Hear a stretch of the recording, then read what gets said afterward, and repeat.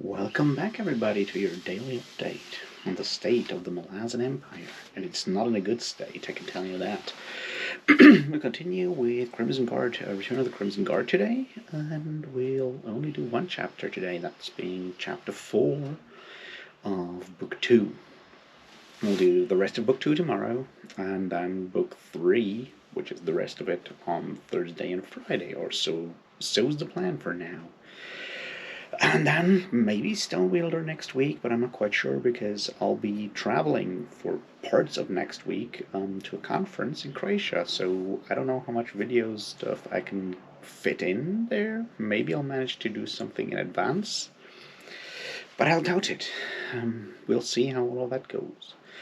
Anyway, let's get started, shall we?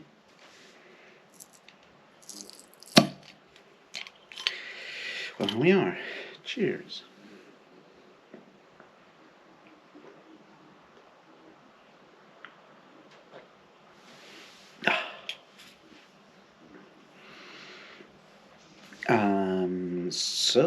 Chapter 4 is a bit of a sprawling one. Chapter 5 is even longer. That's something we'll deal with tomorrow.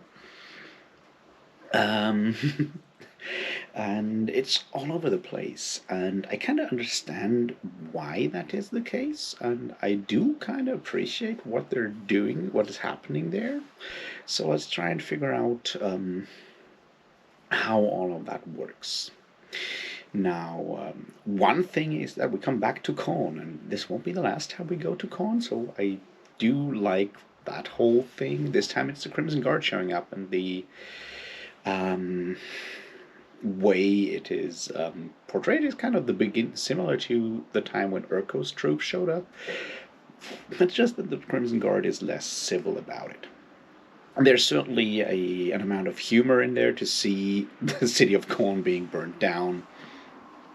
Once again, as I said, there is a slight Pratchett-like sense of humor in what's going on in Khorne with the merchants there, just turned into a more vicious, I guess, criticism or portrayal of capitalism, which, kind of, I like it, is what I'm trying to say. Anyway, the overall thing there is certainly interesting to look at. Now, another thing that we find here, and that's something of an overarching theme in this chapter, is, in a way, arrogance, in a way. Now, and how that is then almost every time thwarted or shown up. One of those in the beginning is obviously the citizens of Khorne, or at least the merchants of Khorne, and they get punched in the face for it. And then we have the conversation between Greymane and Shimmer, when Shimmer wants to make Greymane one of her captains, and we have once again the idea that other avowed of the Crimson Guard are looking down on Greymane, and will probably object to him taking over that role. So we get that.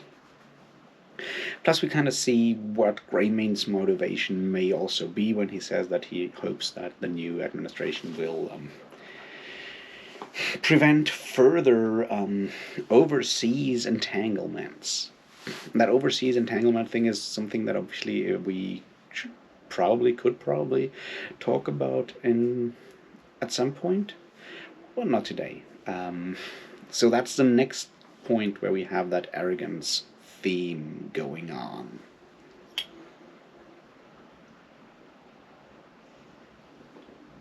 The next one, where we have that going on, is obviously in the camp of Gelo, or Prevost Alil at this point, and her interactions with not interactions, but her reaction and what she says about the Seti scout and the Seti there, and underestimating their customs in a way. That's like the next one where we have that going on. And another one later on, and we're going to jump around here a bit, bear with me, is obviously we have the interactions in Jakaruku with Eriko and that mage, who is once again underestimating people and rather arrogant in that. And I guess I can probably also point to the counselors in Li Hang when they look down on Storo Matash and his soldiers.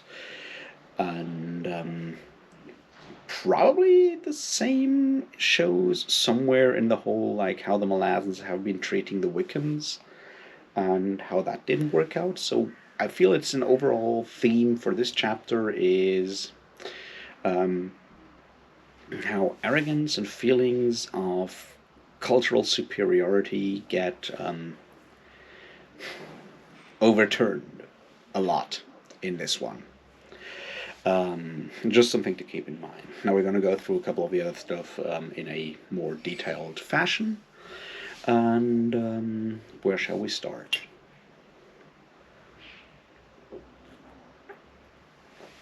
Why not start with something that we haven't spoken about before in any form of detail? That is obviously the whole Otataro Island mage prison thing with Ho. And we want to go into something Ho related, no pun intended here, something Ho related here as well. Now, if you remember, if you read the first, like Dance's Lament, you know that his full name is Hothalar. And when you look at his like different forms that we have met in Kaelinved's Reach already, or also in Dance's Lament, and we've seen them now show up in Li Hang, his like other three selves, or parts of his selves, they are called Tha, or Thal, La, Thalar, like, and Arl. So it's with those four you get the name Hothalar together. So not only is he has he split his personality into four persons, as we have learned before, it is kind of signified by the names, which I find, at least clever-ish, I guess. So I just wanted to point that out. But like basically, I wanted to talk about the whole hierarchy kind of thing that goes on in that Otataro prison.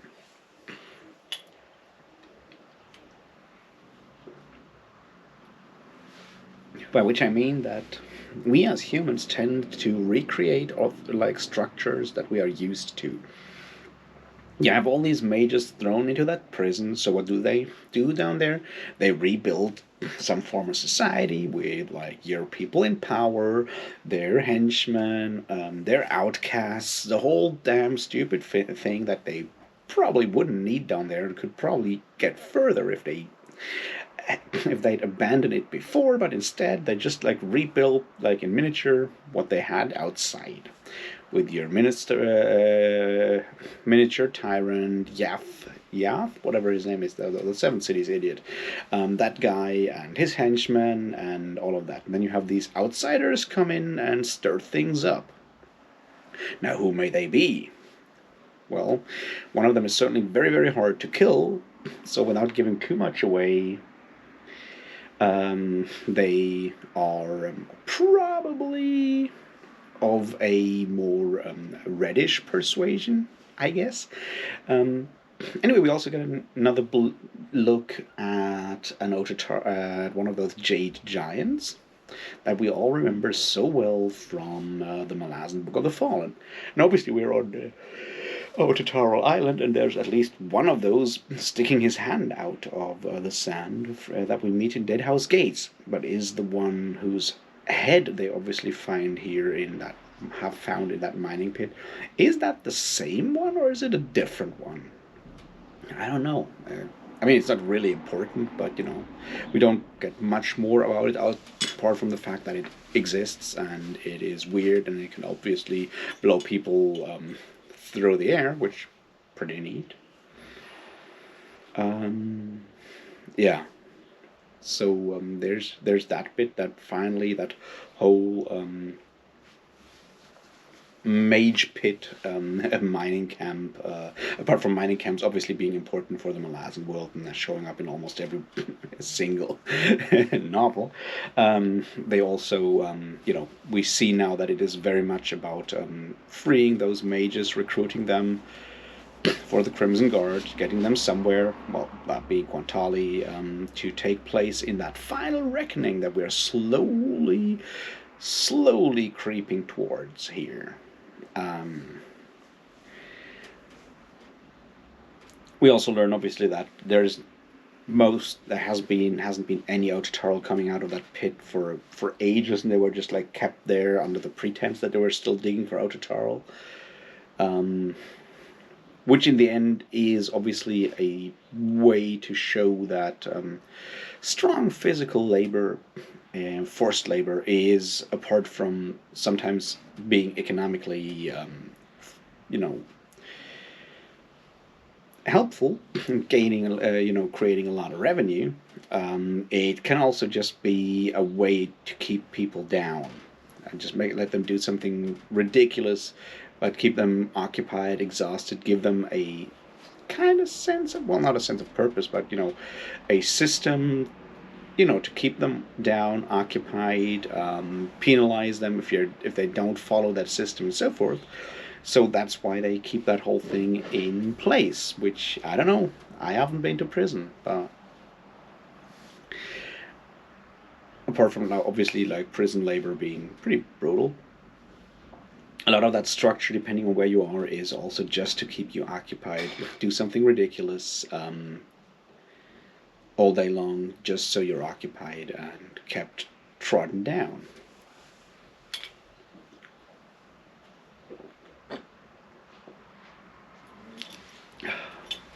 Now I want to talk about something piratey for a second, because that's something that I realized this morning. And I may just be stupid. I probably am.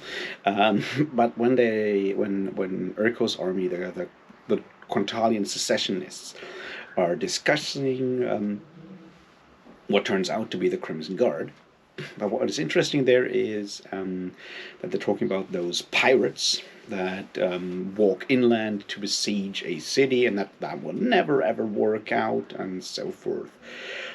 And it obviously has worked out before when Kellenbed and his pirates did it, and that got me thinking about, like, did pirates ever do that? And then I'm like, yeah, well, there was this guy called Captain Henry Morgan, and he actually marched overland to besiege, well, not really besiege, but take over Panama, I think. So there is precedent in history for a piratey group doing that. Now, obviously, I'm not sure. I can't claim that was some sort of inspiration here or whatever. It just came to my mind because pirates. I don't know. I'm a simple man. What can I do? What can I say? Pirates. Yes. Now, obviously, we have that scene in Li Hang when they decide to let free Rylanderus. And here's something that I find interesting, because the way the capturing of Rylanderus in near the end of Dance's Lament is described does not 100% match up with how it has happened now, how it is told here, and also description of how the underbelly of Li Hang looked, and how they do that with the jackal's head and everything. That's one of those inconsistencies I'm not sure make any sense. But what I was going to focus on is something that we've seen before and I've spoken about it before in other descriptions of sieges. One of those ideas that the civil administration does not understand the sacrifices necessary to survive a siege, and is going to sabotage the soldiers doing their best. And as I said before, that is something of a fixed pattern that I obviously haven't lived through any sieges, so I don't know if that is realistic. I just found it interesting that you have that going on with the siege of Dagaska. You have that Kinda, I guess. Even in Game of Thrones, when what's his name? Gods, the small one, Tyrion Lannister is organizing the defense of King's Landing and burning down the ships that go down the Blackwater. Is it Blackwater? I have no idea. That river, when he burns all that fleet, and that book. And here, once again, you always have that idea that the populace is very unappreciative. We obviously also here have the scene where, once again, the ridiculousness of a city council that is basically just run by the merchants, by the economic elite of the town, how little that has to do with an actual representative democracy of any sort. When we have that short discussion about power base, and that their power base is, well, not the people but their money. I once again think that it might just slightly. Why I don't oppose portraying either political or economic elites as stupid, ridiculous, or whatnot for laughs. I'm always wondering if doing that is not maybe making those people a bit too harmless in appearance compared to the kind of power they do wield. Although in this case, obviously, they don't wield any power, which is kind of the point there. It's all just a conceit, and it's kind of shown at that point when that servant we've met before gives the guy his umbrella, which is pretty, it is pretty funny. So once again, there's a lot of humor going on here in Return of the Crimson Guard, which, is cool. That's what I'm trying to say here.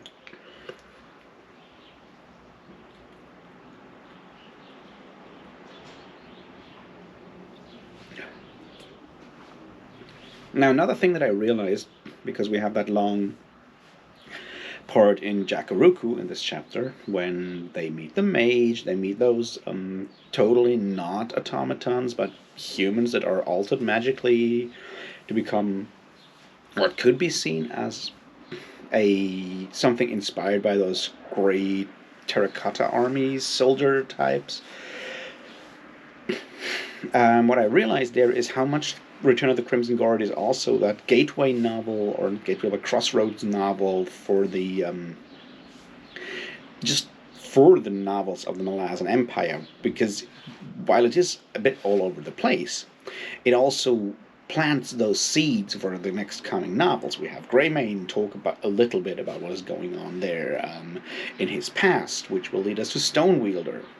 We get our first glimpse ever in the Malazan books whatsoever about Jakaruku, which will be something we'll return to in Blood and Bone.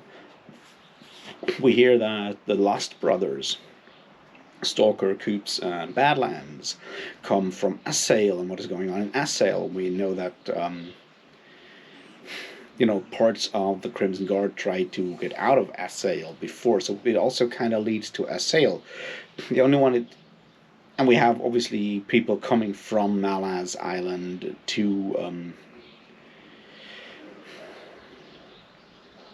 the mainland, which kind of leads us back to what happened with Knight of Knives. And the only thing that I haven't found a direct connection to right now is Orb Scepter Throne, but I'm pretty sure if I look hard enough, I can come up with one here as well. So this, once again, is one of those reasons why Return of the Crimson Guard feels so sprawling, feels so over the place, and maybe not as tightly focused or as tightly structured as something like Knight of Knives or later on Blood and Bone or Stonewielder, is because it kind of tries to connect all these different parts and aspects of the Malazan world, and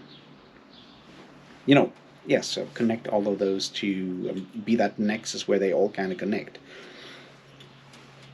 which by definition makes it a bit more sprawling and all over the place.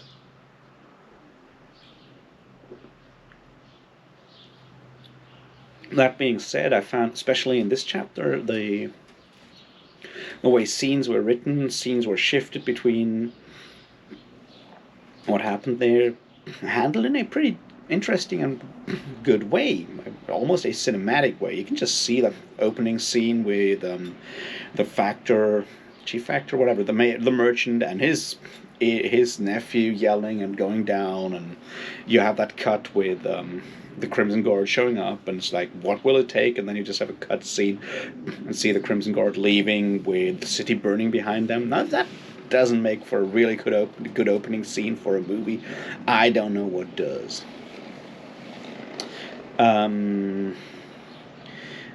What else is interesting? We certainly get some interesting connections to, like, elder magic and stuff. We have the scene with the Jakaruku mage trying to banish what's his name, Traveler, Dassen Ultor, into nothingness, into the earth, which doesn't work. And Dassen Traveler saying that his life is now his own alone, which kind of is sort of an admission that he is, if not fully ascended yet, then very, very close to being an ascendant. Now, an interesting thing here that I don't know, because probably should talk about it if we come back to it when we come back to it in Blood and Bone. But the whole idea of having a mage theocracy or magocracy or whatever you want to call it, trying to achieve some kind of obscure occult magical goal, that being ascendancy, which would lead to pretty fucking hard domination, and doing that by having terrible medical experiments on some of their subjects. I don't know about you, but that doesn't sound too good to me. And I don't want to be the one who mentions, well, I guess I have to be the one who mentioned that didn't turn out so well the last time people tried that. Around here at least. But yeah, it's an interesting idea of like what Jakaruku is like. We also get a first hint that there are still some Crimson Guard people left in Jakaruku doing whatever kind of deal they did with Ardata. It'll be interesting to see all of that, and it will happen in Blood and Bone, which will, I guess, if we're continuing at the kind of pace we're continuing right now, in 2 weeks, I guess, something like that. Stonewield is shorter. No, oh fuck, there's Upset the Throne in between, I get confused.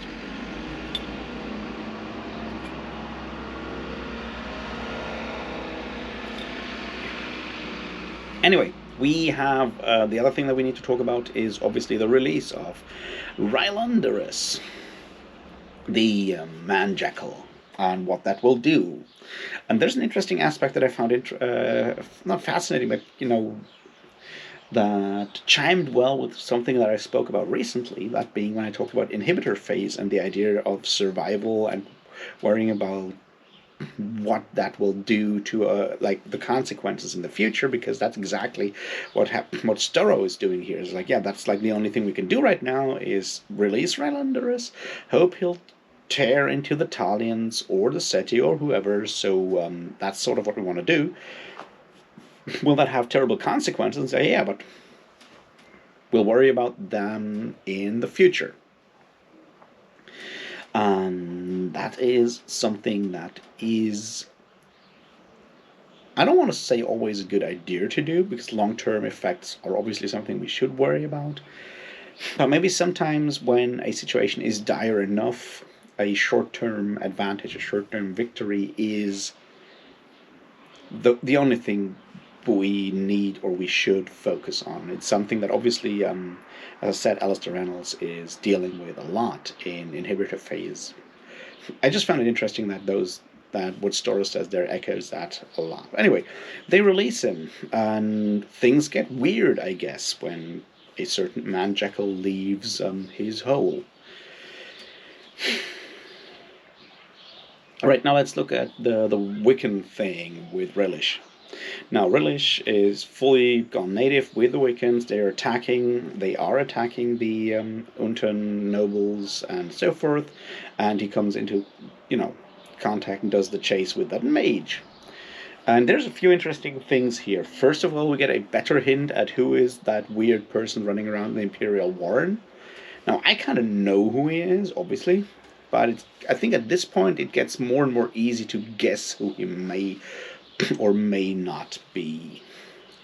The other part, though, is that from that reaction that we get from that mage when he's dying, that we get there is that while the Empress may have sanctioned or not, at least not done anything against the attacks on the Wiccans, it is certainly not her like grand plan to deal with the Wiccans that way. So we see more of how the nobility has wriggled free from, through whatever help, wriggled free or wriggled out from under the thumb of the Empress. Which will lead us to one of the main questions of Return of the Crimson Guard, and really the first half of the Malazan Book of the Fallen as well.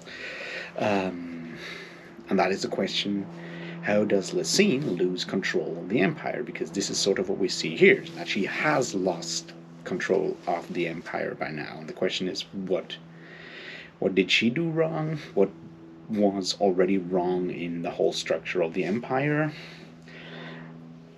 And that's sort of what we need to ask ourselves once we're done with Return of the Crimson Guard, and we'll, if we can see some broader like lessons from history or whatever there, or if it was just like dumb luck. Now, one hint that we already get here is one that we already saw a bit earlier on when we talked about Greymane and the getting the captaincy from Shimmer. And we see another hint there in the conversation or like the reflections of Gelal or Alil when she talks about already forget his name, her commander Ulma, that guy. Anyway, and the question like why she didn't trust him until the Marquis tells her that he served with Dasim Ultor. It's like the idea that there has to be implicit trust within any kind of structure, in the hierarchy, in the structure. You have to trust that the people in command know what they're doing, and the question is on what that trust is based. And we see another hint there earlier on in the conversation when they want to depose, well, when the Council of Li Hang tries to get rid of Storo and offers the job of Fist to the captain's like, it will give you an advancement way beyond your birth. And that is exactly what we have here. We have at least two models of qualification of authority. One of them being merit, and one of them being, birth or any kind of other, nepotism, basically. And we see those in conflict here. Now, the old structure is obviously one of what you might call nepotism, or at least birthright and so forth, which leads to a lot of problems and a lot of fun when we make fun of, noblemen that are really stupid and dumb but get the job because their parents will already know. You get there's enough in literature around there, the trope of the completely useless and unqualified heir to the throne has been around forever and ever. You see it played up really brutally in the First Law trilogy, for example. But it's been around all the time, and that's the one version of that. And the other one is to have a meritocracy, and the Malazan army, as we learned, has mostly been built on merit. The Emperor and Dancer are both don't come from a noble background. They get their stuff because they grab it, basically. That's sort of what we see here in conflict, because Gelal is from a noble background, and she does not just trust that, or does not fully trust her commander until she hears that he is used to serve with Das. And now that is obviously not nobility, but also that is renown. Renown is something else than merit, because renown you can gain through all kinds of things. And that is certainly, I feel, a hint When it comes to why the empire is almost falling apart, did Lassine make any mistakes there, or was that just built in from the beginning? We'll have to find out in the nearish future. One final thing, though, is once again the idea of the Crimson Guard being more of a rumor than anything else. Geralt doesn't even believe that they did any of the stuff that they did, which shows us how quickly we seem to forget our past if we live in relative prosperity.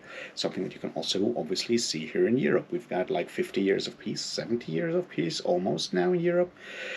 And people tend to forget a lot of the past, and that is not always good. Like, technically, it's always bad to forget how grim the past can be and just relegate all of that into the realm of myth and story.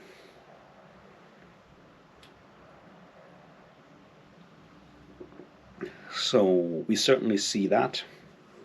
And then we end the chapter with the freeing of Rylanderus, who will go out and do his thing. And then we'll have a few thoughts on the whole idea of prophecy and mythology and destiny and how that shit plays a role or doesn't play a role within the Malazan world and within the within the Malazan world and within the writings of Stephen Erickson and Cam Esselmond. We'll have to talk about that in the nearish future, I guess. Maybe tomorrow when we get more of these things down to video. Yeah, that's sort of it for today. Thanks for watching. Thanks for being here. If you enjoyed this, like, subscribe, do the whole thing. Although I guess if you've made it this far, you already have probably been following me for a while, because why would you otherwise? Anyway, talk to you later. Cheers.